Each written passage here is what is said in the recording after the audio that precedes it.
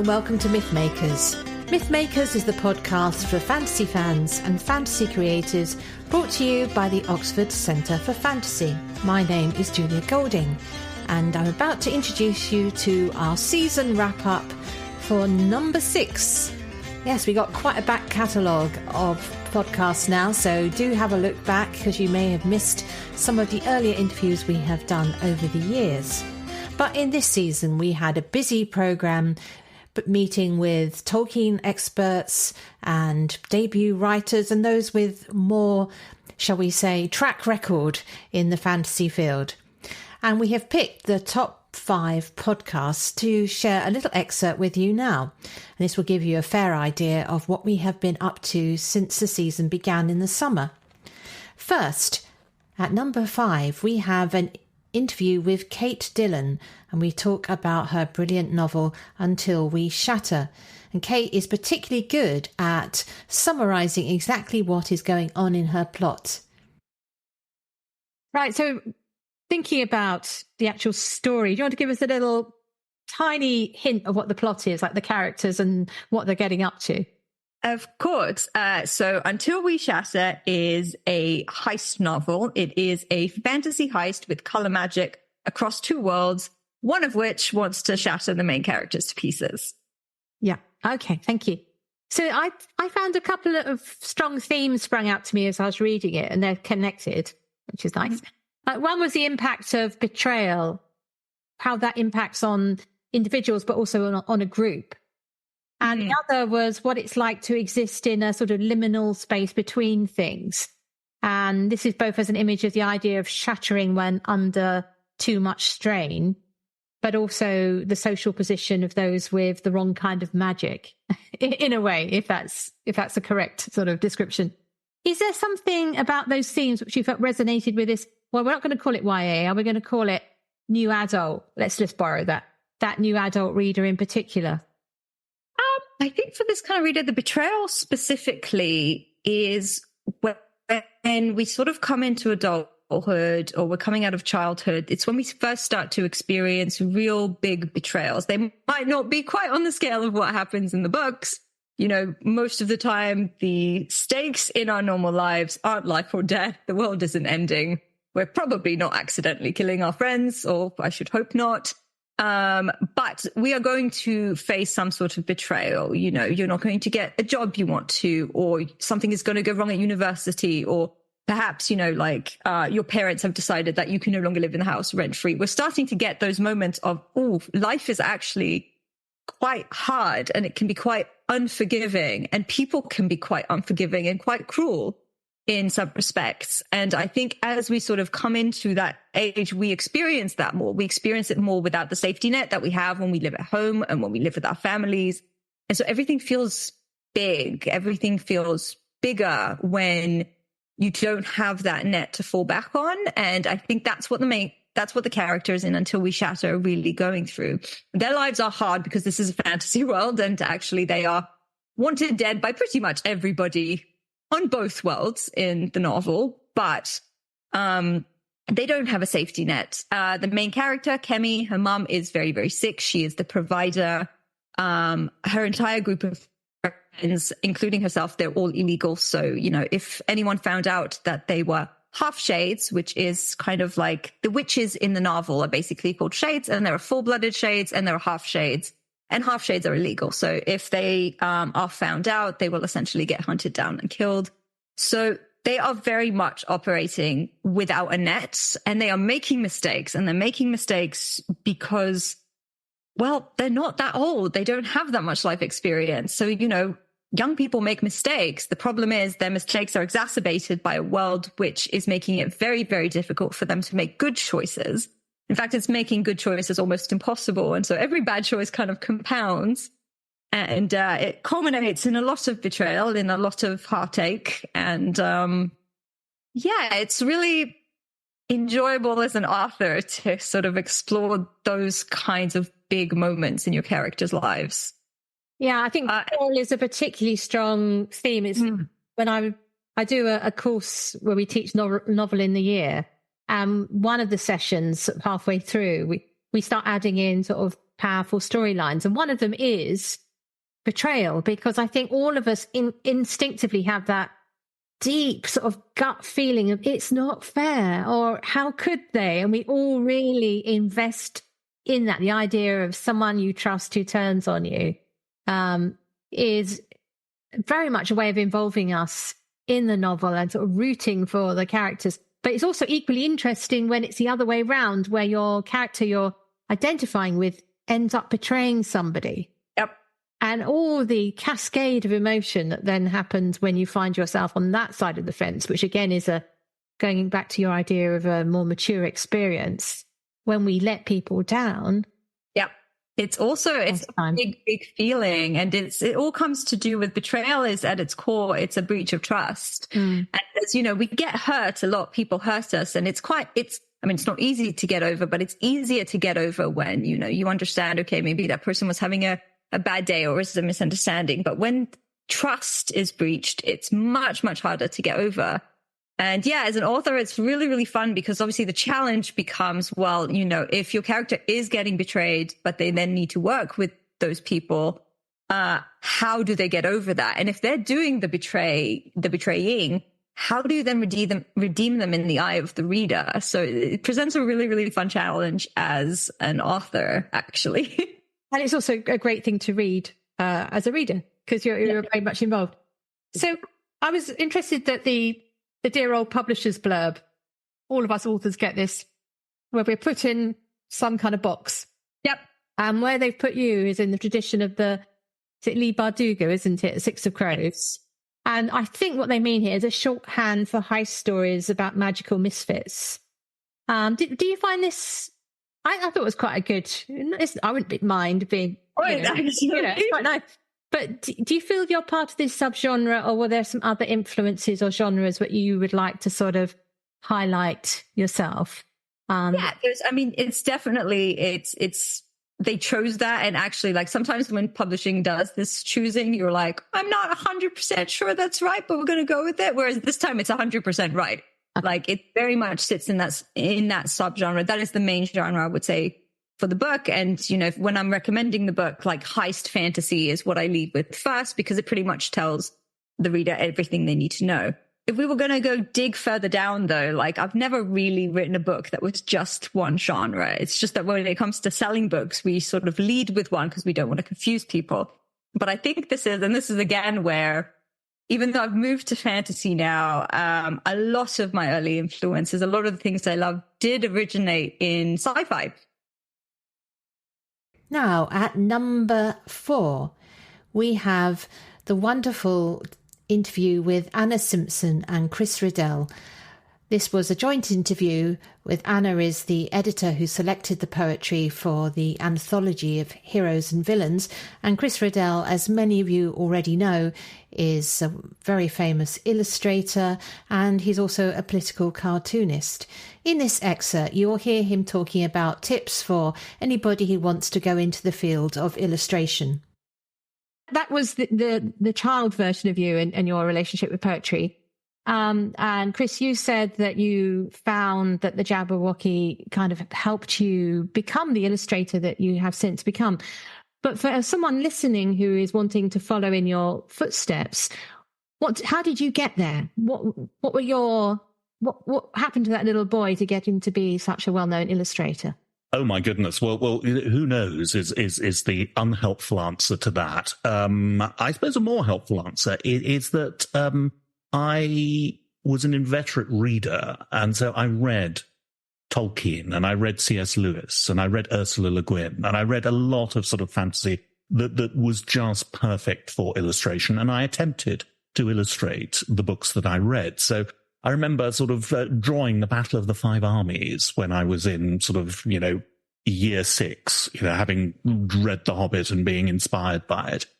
The other thing I did was I went back to the illustrated books that I loved and would find illustrations that really spoke to me, and I would attempt to copy them.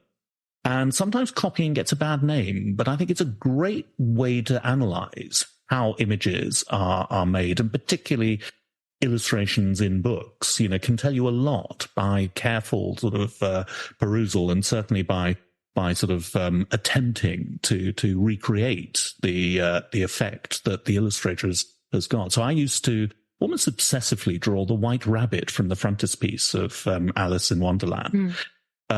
Because there was something magical about the way the artist, John Tenniel, conveyed both the character of the rabbit without losing the essential rabbit nature of the character. So there was this, and it was something about the eyes, something about the stance. And I would draw this, and then I would discover the foliage in the background. I would discover the way that Tenniel drew the folds in the jacket. And this just entered my visual imagination. And the great thing about copying is that once you've copied, you can then put that away, but it lives in your visual imagination.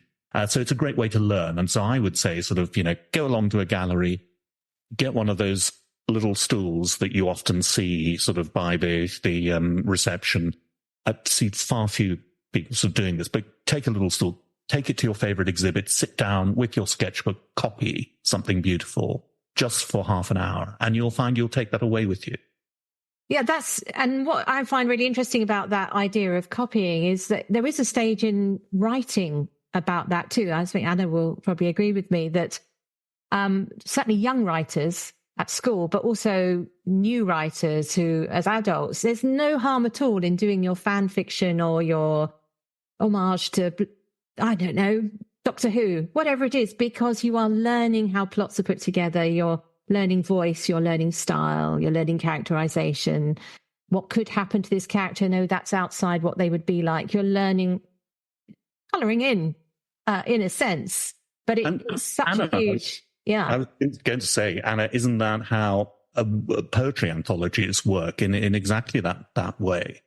Yes, I mean, the idea is that you have a buffet of poetry and you sample all of those different styles, and you can go away, obviously, and explore them more fully if there's something that really strikes a chord with you. But, I mean, I do think for any kind of writing, I think everything starts with reading.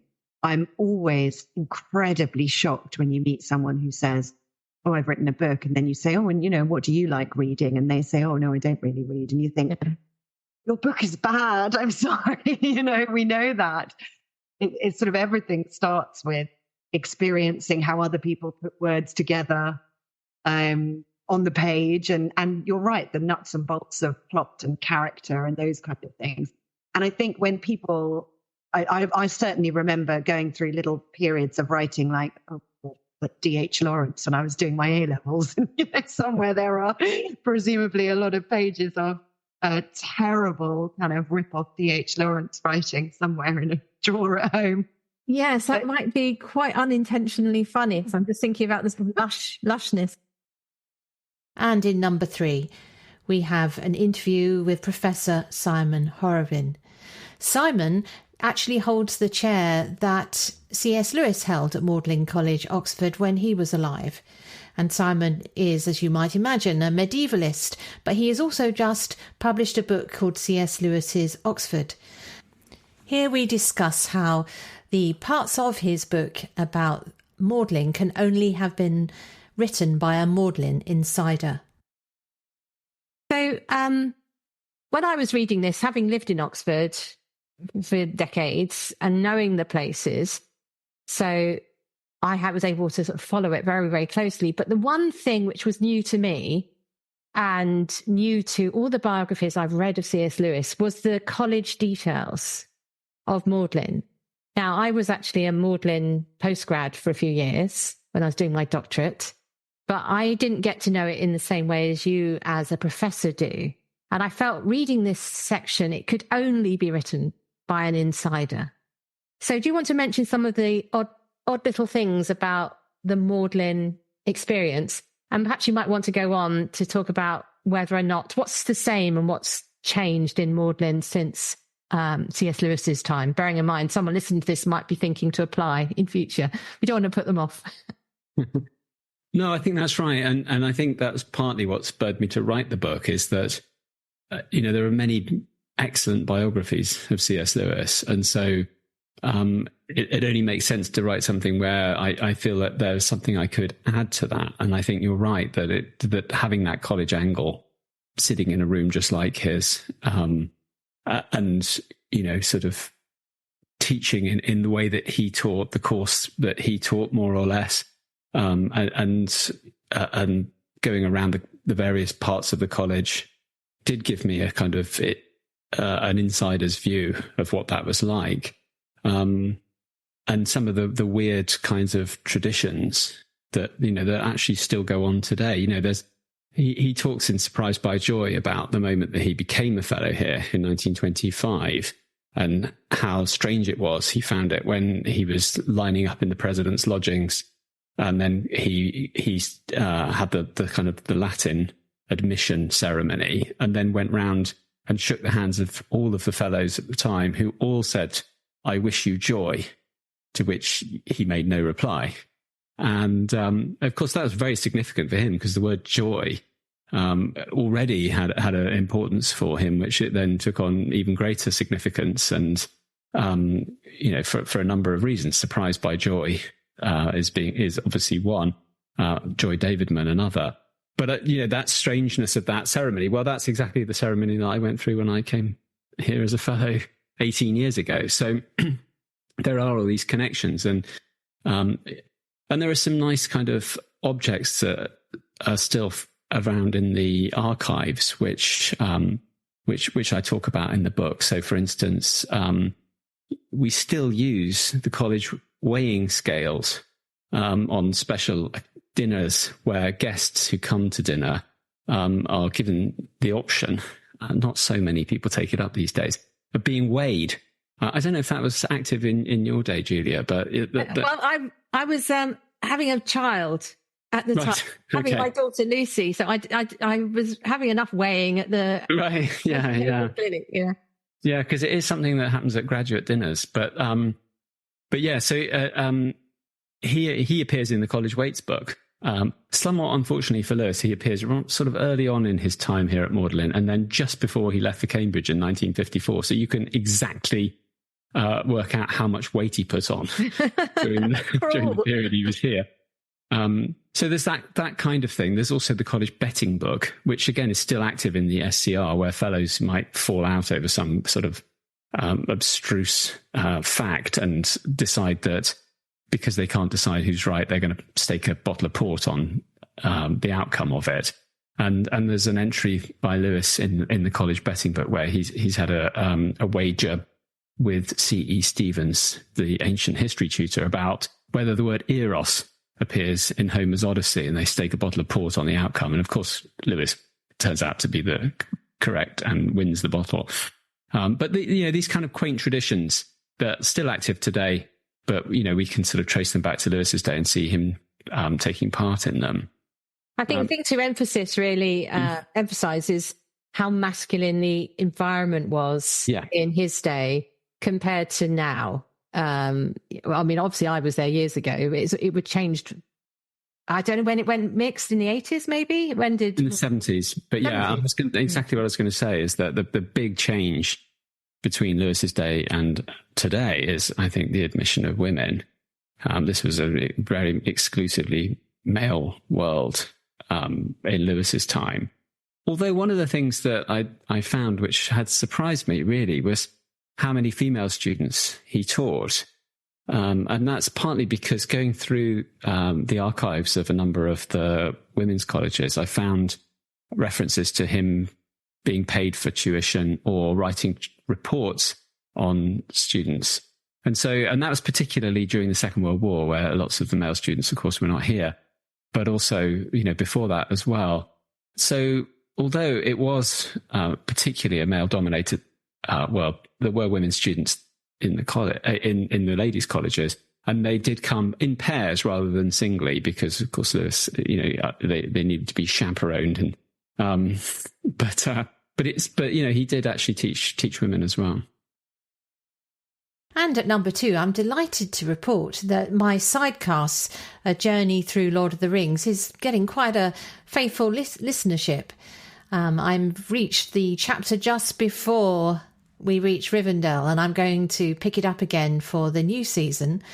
But here you can hear an extract from much earlier chapter in the Fellowship of the Ring, and the little details about Buckland that you might have missed when you were reading the novel. There's some little details in this which I really appreciate. When we're talking about Buckland, there's a note about sometimes people keeping their doors locked. Now, unless you've had the experience of living in an English village, you might think that's a bit of a strange detail, but actually, even now, in some villages, the doors will be open. They won't be locked. In fact, where I live, which is in the middle of a village these days, some friends came round for supper and gave up because our door was locked. They thought it would be open. I've been in cities, you see, so I don't keep my doors open. But it's quite common for doors to be unlocked with this idea that you can just call round. So we know that Buckland is more dangerous because they're at the other side of the river. So they feel there may be strangers wandering around. So we're edging out into a wilder, more dangerous landscape. There is another difference here, which is worth sort of drawing out, which is an authorial decision versus what you might do as a screenwriter. So if you remember this part as in the film, in fact, what they do is they jump over the next couple of chapters. But just this bit where they're coming from Farmer Maggot, who's driving them to the ferry, and they meet Mary at the ferry, it's slow. They aren't under immediate threat. There's a conversation. The threat is, in fact, from Mary. They see this rider coming towards them and they wonder who it is. And there's a moment of tension. His voice is muffled. They think it might be an enemy. And then it's revealed as Mary. So it's a very low level, not a jump scare. It's a low level moment of tension. In the film version, Peter Jackson and Philippa Boyens and Fran Walsh gave this the chase through the woods and being chased by the horsemen, jumping onto the ferry, Frodo almost not managing it and having to do that leap. So it's obviously much more an action sequence. And then they forget all about Crick Hollow, decisions, Old Forest, Tom Bombadil, and they go straight from there to Bree. But one of the absolute joys of having a good film series and an excellent book is that the reading the book is still a very different experience. And there's loads more to come in this chapter and the next, and the one after that, which are some of the best bits in Fellowship of the Ring, I think. There is one, when I was reading it closely for this podcast, there was one element which I wondered about, which is when they see the rider sniffing at the bank on the opposite side of the river, they're relatively safe because they've taken the ferry with them. It's like you do your own poling across the river. Frodo asks Merry if the horse, can they reach us? And Merry says, oh, they've got to go up to the bridge, and I've never known, which is, miles up the river, or maybe horses could swim, but I've never heard of it. The problem about this is Frodo spent a lot of time in Buckland, and he would know this. It's, you try not to get characters telling each other something they both know. I personally think it'd been better if Sam had asked that question, because Sam is the one who's ignorant of anything outside, Hobbiton and its environs. So I just noticed that as being, I'm not sure about that. I think that's the wrong person to ask that question. Anyway, tiny, tiny, tiny detail. It doesn't matter. And it's the first time I've noticed it. There is another thing I've noticed as an author reading this passage, or this whole chapter, is the Access All Areas narrator. So we've had the narrator dipping back into the past, telling us about how the Buckland was founded. There's actually quite a funny series of colonies being set up here, because in the prologue material, Bree, the people of Bree, regard the hobbits of the Shire as people who've been sent out to the colonies, like they've colonized the Shire, thinking they're the original community. And now the people of the Shire think the Bucklanders are the colonizers.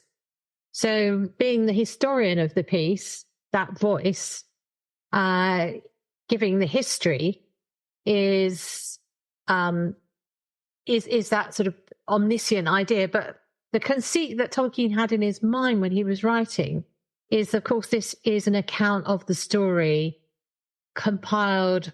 Firstly, it starts off with Bilbo compiling it, then Frodo compiling it, then Sam finishing off. So one way of looking at this ability to know all of what's going on all around is a bit like, I don't know, the way a gospel is put together from the accounts of all the people who saw it.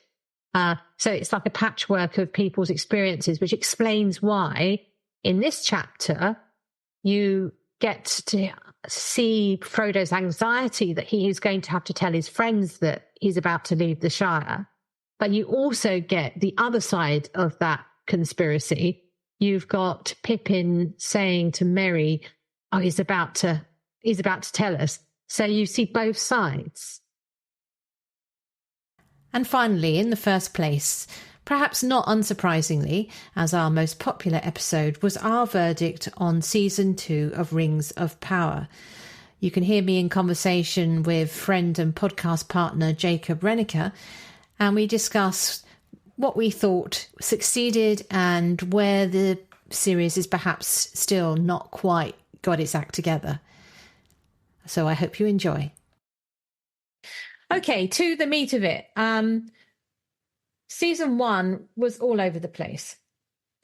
And my general feeling is the way they handled the story structure in Season 2 was a huge improvement.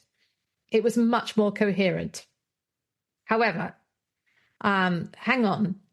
I have broken down, when I was preparing for this, the number of storylines.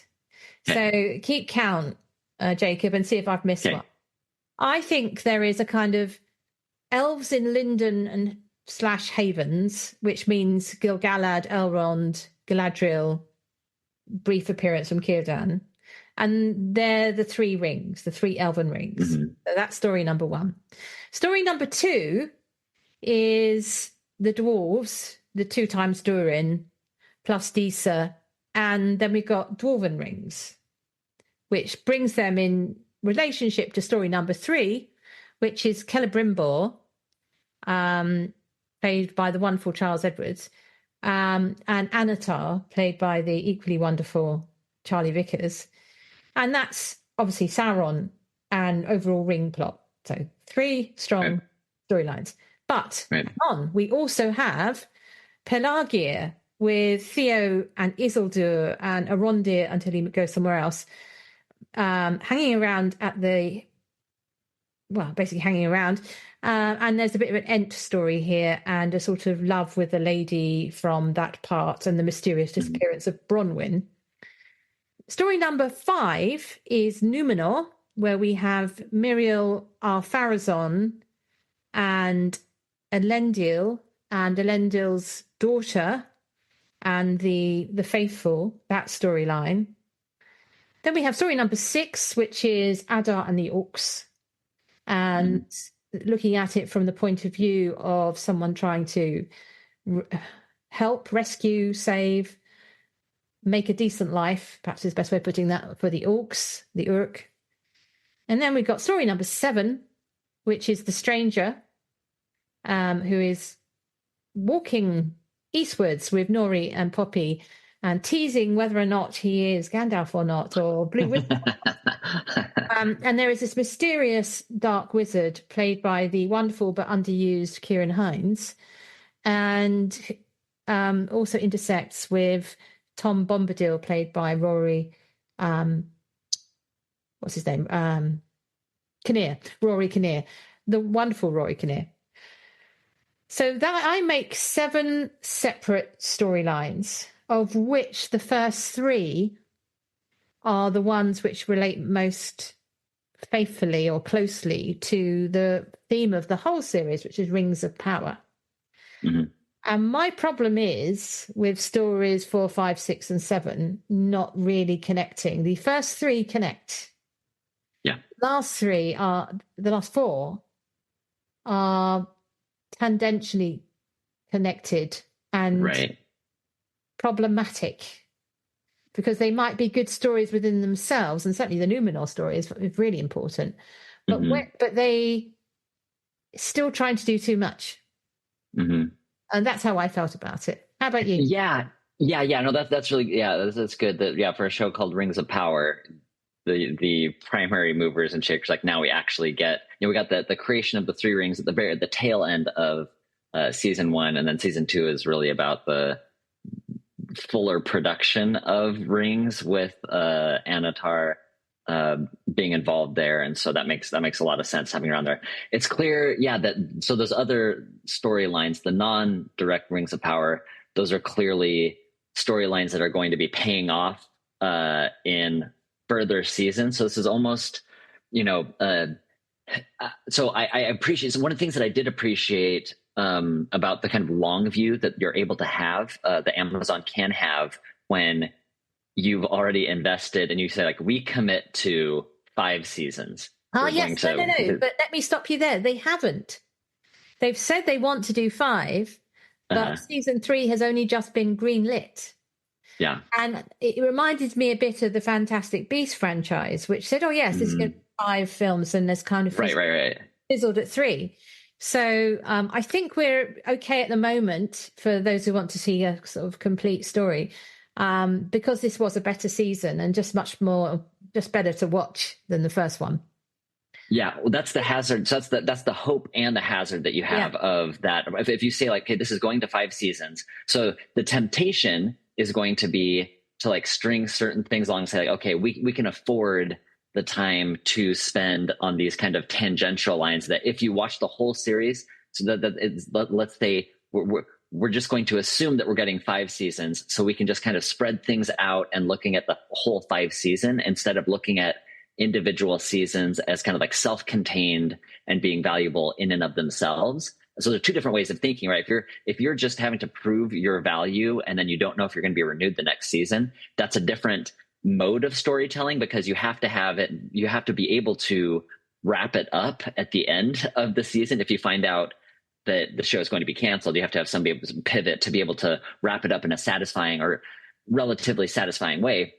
But so you see, as one of the things I think that you see the long-term, like the investment that they're making, or the assumption that they're going to get 5 seasons, is in these inclusions of, right, the Numenor, having it just kind of like trailing along the rune, everything with the stranger and Nori and Poppy, that's clearly like has just kind of been a little something that's going to be bringing in, hopefully, at the end. So they're assuming that they're going to have that time, rather than saying, okay, how do we develop these characters? What do we need for a satisfying, compelling season in and of itself to be a coherent whole that then also can fit together and build on previous seasons, rather than saying, okay, we have 5 seasons, let's have this plot go all the way through to the, from season 1 to 5. This one is kind of going in and out here.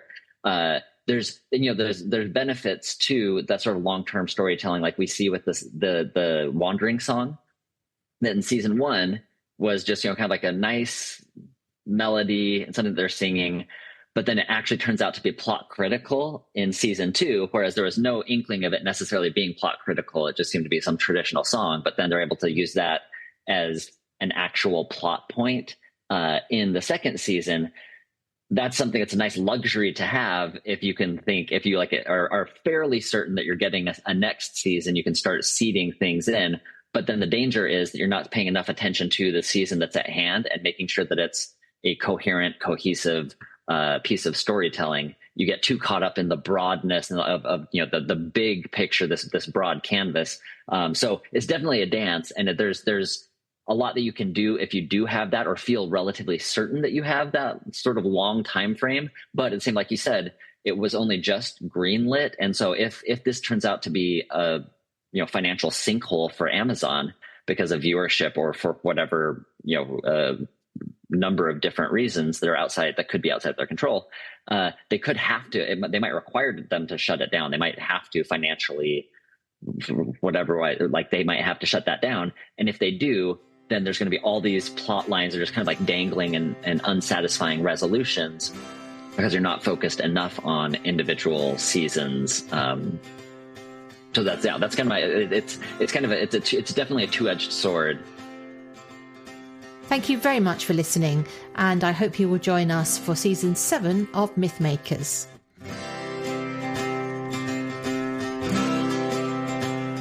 Thanks for listening to Mythmakers podcast, brought to you by the Oxford Centre for Fantasy. Visit oxfordcenterforfantasy.org to join in the fun. Find out about our online courses, in-person stays in Oxford, plus visit our shop for great gifts. Tell a friend and subscribe wherever you find your favourite podcasts worldwide.